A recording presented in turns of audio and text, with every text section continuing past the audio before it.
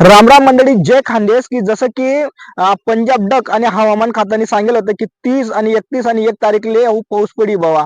आणि तसंच घडणं की देखील तुम्ही म्हणजे धुळानं ग्रामीण भागमा ज्या शेतकरीसनी मका पीक किंवा बाजरी पीक काही लायल होती आणि ज्या त्या काळानं टाइम गेला होता.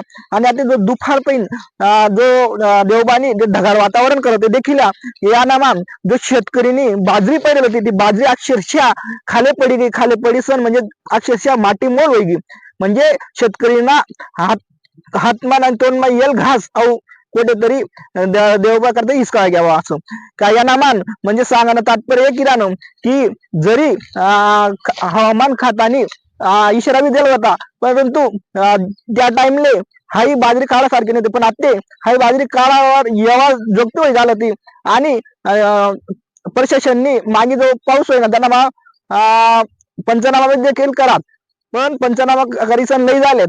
पण शेतकरीसले हाई गॅरंटी निसता पंचनामा शेतकरीसले भरपाई भेटत नाही. शेतकरीला अपेक्षा होती की कुठेतरी पंचनामा नाही बी भेटणार, पंचनामा पैसा नाही बी भेटणार तर जी आडी पडेल बाजरीनं त्यासनं कुठेतरी असं अपेक्षा होती की काहीतरी निघून व्हावा.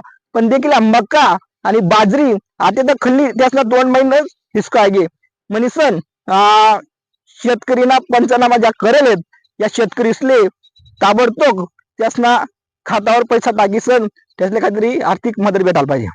बोली खानदेश मराठीसाठी संदीप त्रिभुवन धुळे. बोली खानदेश मराठी न्यूज.